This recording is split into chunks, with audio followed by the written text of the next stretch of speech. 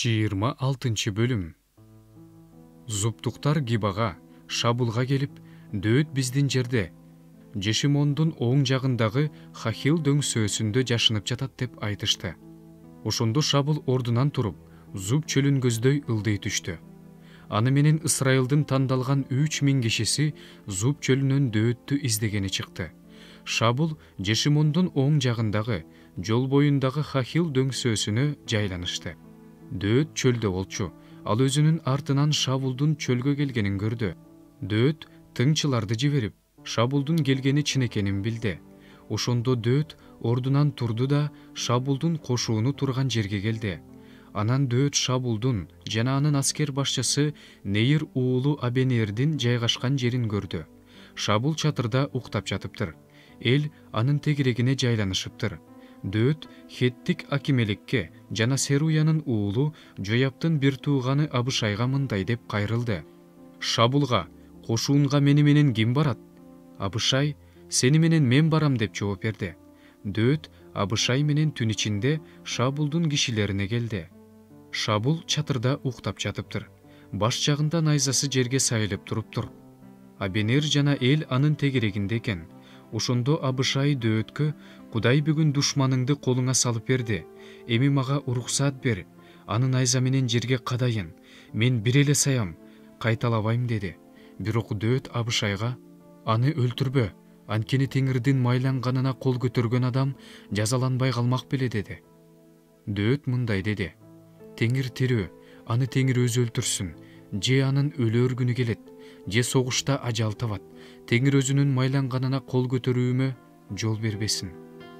Анын баш жагындагы найзасы менен суу куюлган идишин ал, өзүбүз жака кетели».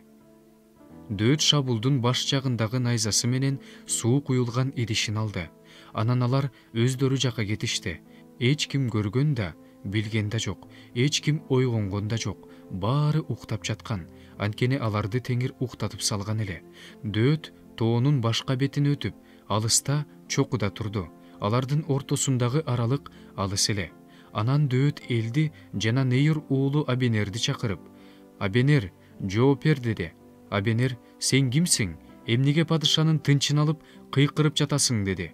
Дөөт Абенерге мындай деди: «Сен эр жигитсиң, сага Ысрайылда ким тең келет?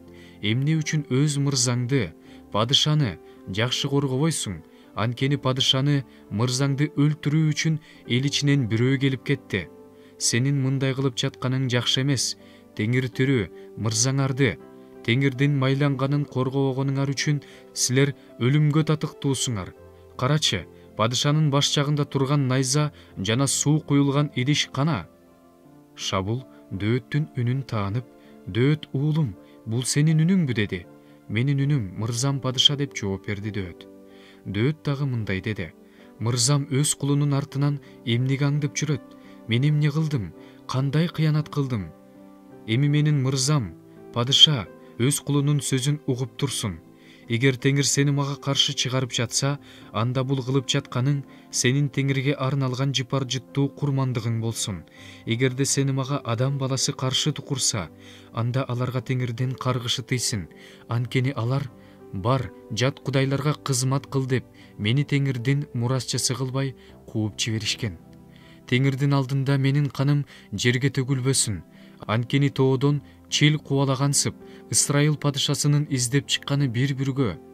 Ошондо Шабул: «Мен күнөө кылдым. Дөөт уулум, кайтып кел. Анткени сага мындан кийин жамандык кылбайм. Себеби менин жаным бүгүн сенин көз алдыңда кымбат болду. Мен акылсыздык кылдым, катуу жаңылдым» деди. Дөөт мындай деп жооп берди: «Мына падышанын найзасы, жигиттердин бири келип алып кетсин. Теңир ар бир адамга анын адилеттүүлүгүнө жана ишенимдүүлүгүнө жараша берсин. Анткени сени Теңир менин колума салып берген, бирок мен Теңирдин майланганына кол көтөрүүнү каалаган жокмун. Бүгүн менин көз алдымда сенин өмүрүң кандай кымбат болсо, Теңирдин көз алдында менин өмүрүм да ошондой кымбат болсун. Ал мени ар кандай жамандыктан сактасын». Шабул дөөткө: «Уулум дөөт, Кудай сага батасын берсин. Сен улуу иштерди кыласың, баардык ишиңде ийгиликке жетесиң» деди. Ошентип дөөт өз жолу менен кетти. Шабул да өз үйүнө кайтты.